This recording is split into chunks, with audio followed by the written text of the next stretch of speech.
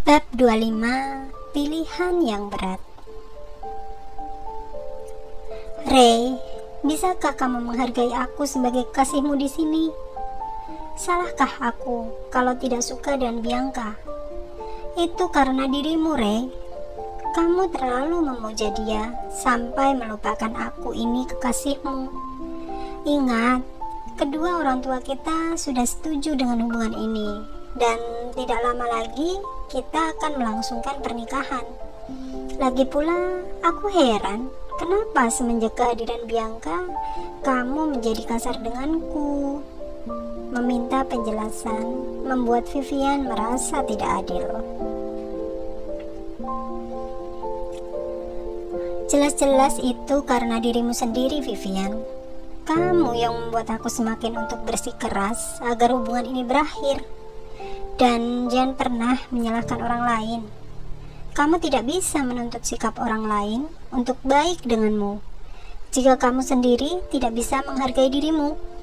Sudahlah, aku tidak mau teleponan hanya untuk ribut, sahut Ray dan langsung mematikan ponselnya tanpa menunggu persetujuan.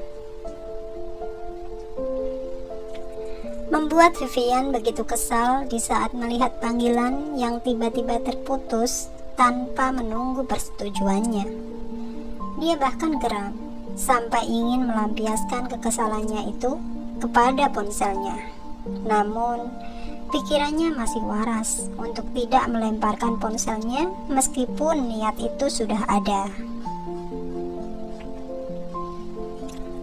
Hari yang cukup melelahkan telah berhasil dilalui oleh Bianca. Dia terbangun dengan matanya yang sembab, menatap ke arah ruangan yang lain, menyadari bahwa Andin sudah pergi berangkat kerja lebih dulu. Ia masih sangat bingung harus melakukan apa.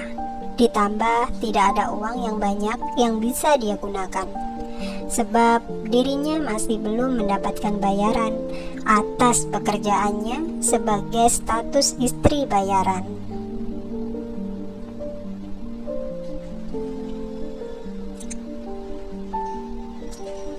Membuat Bianca kebingungan harus berbuat apa. Dia semakin sedih di saat melihat ponselnya tidak ada satupun notifikasi dari Benny untuknya. Akan tetapi, hanya ada 2 pesan masuk dari Nick dan Ray dalam waktu yang sedikit berbeda. Pesan itu berisikan, "Selamat pagi Bianca, kau baik-baik saja? Bagaimana keadaanmu?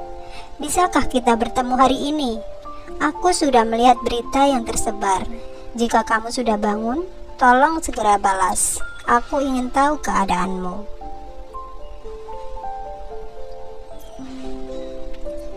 Berbeda dengan Ray, pesannya berisikan, "Bianca, aku cukup prihatin dengan kabar yang beredar sekarang. Aku tahu kamu pasti sangat sedih. Jika membutuhkan pertolongan, aku siap membantu. Jika kamu sempat, balas pesanku ya." Pesan tersebut membuat Bianca merasa sedikit senang, sebab masih ada orang yang peduli dengannya. Tapi dia masih merasa sedih, karena orang itu bukanlah Benny.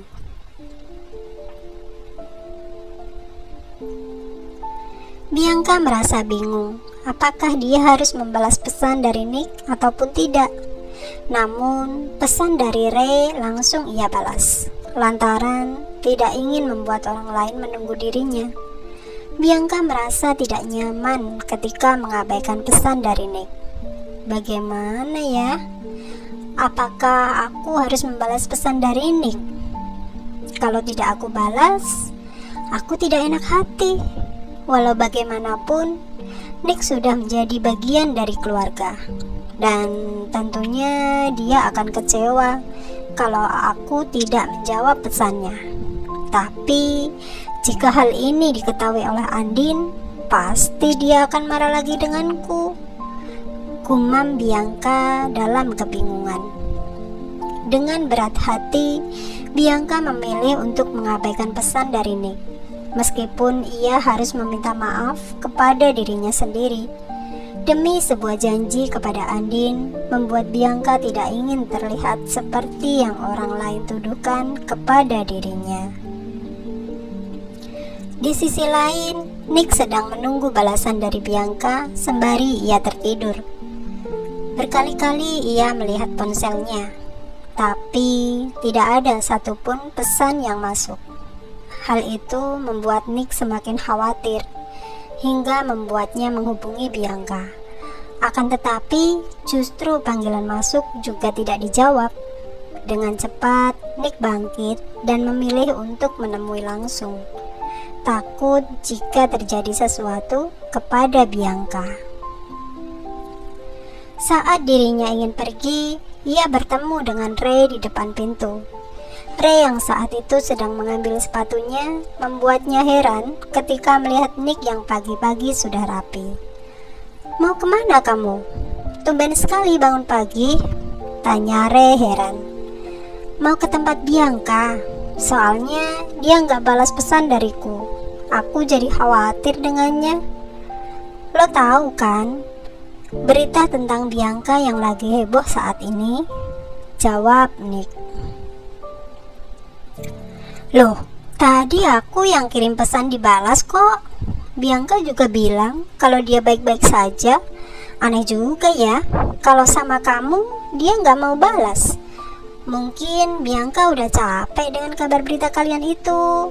Atau jangan-jangan Benny marah. Bisa jadi kan? Kalau begitu aku pergi kerja dulu lah. Kunci pintu jangan dibawa," sahut Ray, lalu berjalan pergi. Iya.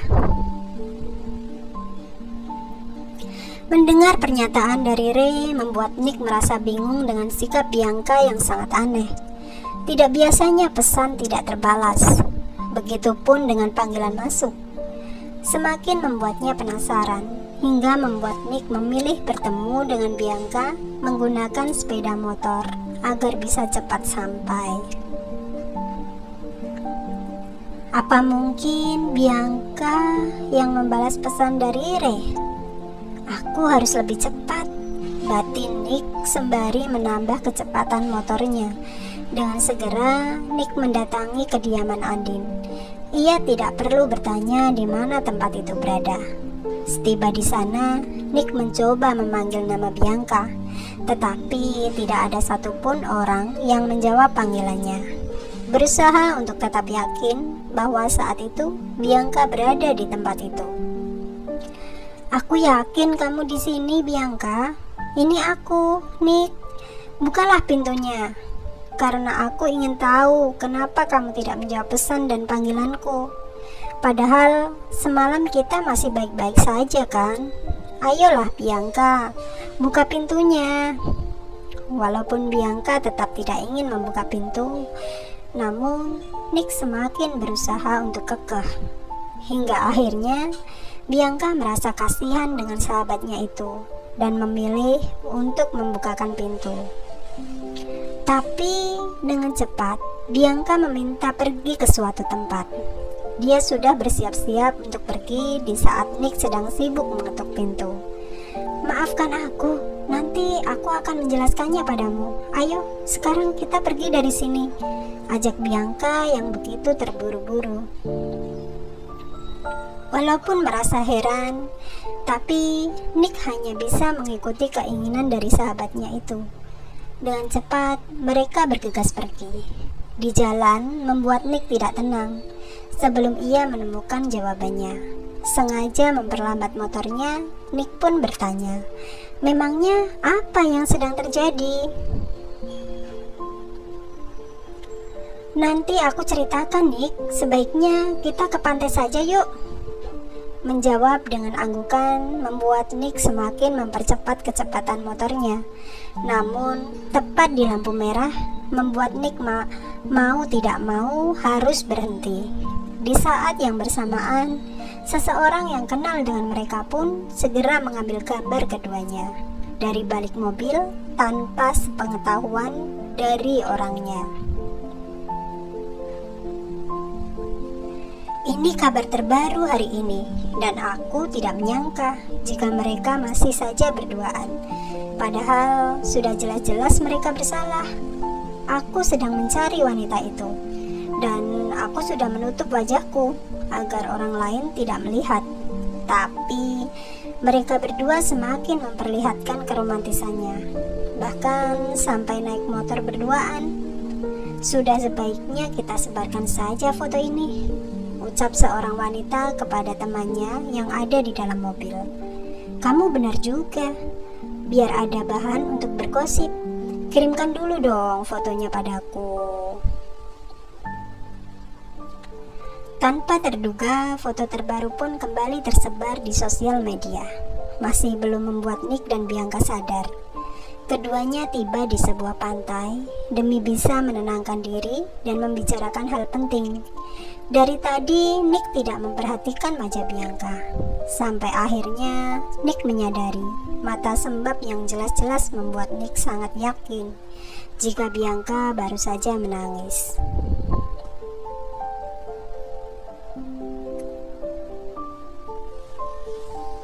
Kita sebaiknya duduk saja di sini, ucap Bianca di saat ia melihat ada batu besar yang cocok untuk mereka duduki.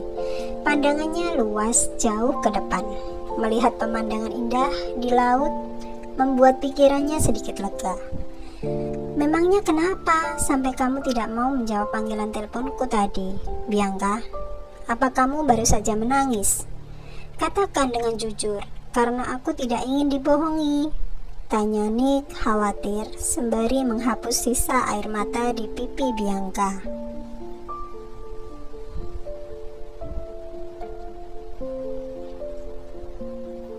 To be continue.